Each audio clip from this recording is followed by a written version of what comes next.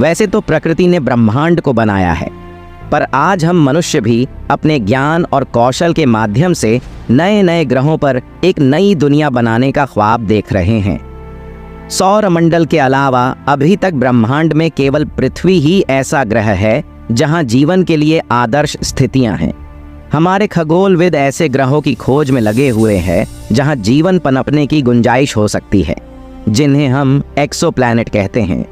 इसी बीच पृथ्वी पर जलवायु परिवर्तन और अन्य समस्याओं को देखते हुए यह भी लग रहा है कि जल्दी ही पृथ्वी शायद इंसानों के रहने के काबिल ना रहे।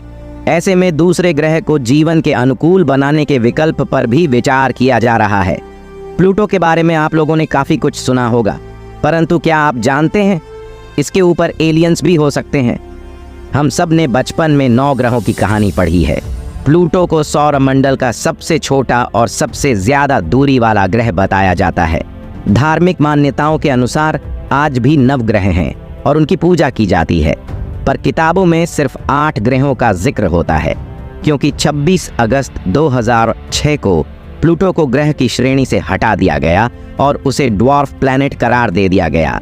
प्लूटो पर एक एरिया है जिसे हम आइस वोल्कानो ऑफ प्लूटो के नाम से जानते हैं।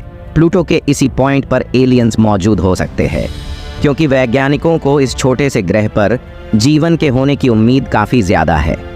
इसके अलावा इस ग्रह पर कई बर्फीले जगहों के मिलने की संभावना भी है। दोस्तों, जिस जगह पर बर्फ या पानी के मिलने की उम्मीद ज़्यादा होती है, वहाँ जीवन के फलने फूलने की गुंजाइश भी ज़्यादा होती है। इसीलिए कहा जाता है कि पानी के स्रोत के बारे में पता चलना एक बहुत ही बड़ी बात है। वैज्ञानिकों के अनुसार प्लूटो के इस एरिया आइस वोल्केनो की सतह के नीचे प्राग्रही जीवन के होने के सबूत मिल सकते हैं।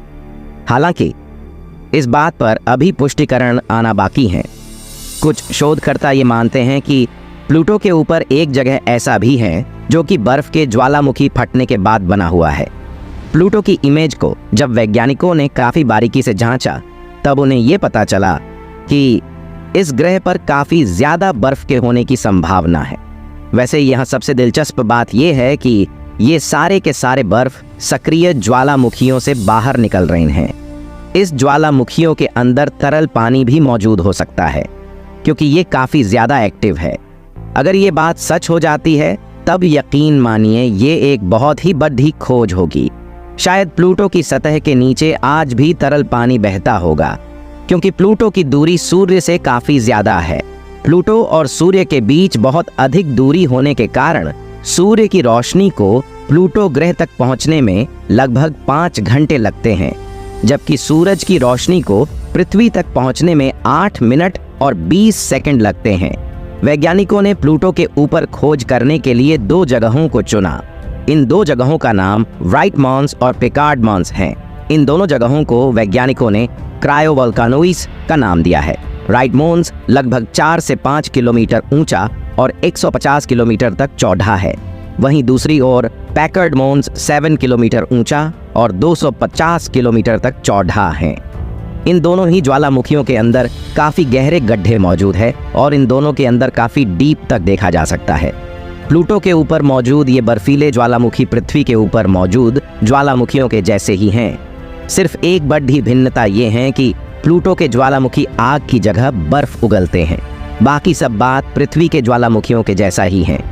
प्लूटो पर तापमान बहुत ही कम होता है, इसलिए यहाँ सिर्फ बर्फ ही मिलता है। आप लोगों को जानकर हैरानी होगी कि इन ज्वालामुखियों में गर्म मैग्मा के बजाय ठंडे बर्फ वाली मैग्मा होती है। वैज्ञानिकों के अनुसार इन ज्वालामुखियों से बाहर निकलने से पहले पानी तरल अवस्था में होती होगी, परंतु जैसे ही ये ज्वालामुखी से बाहर निकलती होगी, ये तुरंत बर्फ में बदल जाती होगी। बाद में ज्वालामुखी के पास बर्फ धीरे धीरे जमकर पत्थर के रूप में डिपॉजिट होती होगी। प्लूटो के सतह के नीचे मौजूद क्रस्ट पृथ्वी के टेक्टोनिक प्लेट की तरह मूव करते रहते हैं। इस घटना को वैज्ञानिक जनरल टेक्टोनिक्स का नाम दिया है। प्लूटो के ऊपर मौजूद इस तरह के ज्वालामुखी पृथ्वी के शील्ड ज्वालामुखी जैसे होते हैं। अगर जानकारी पसंद आ रही हो तो वीडियो को लाइक करें और चैनल को सब्सक्राइब करें। दोस्तों, ये जानकारी कैसी लगी कमेंट बॉक्स में जरूर बताएं।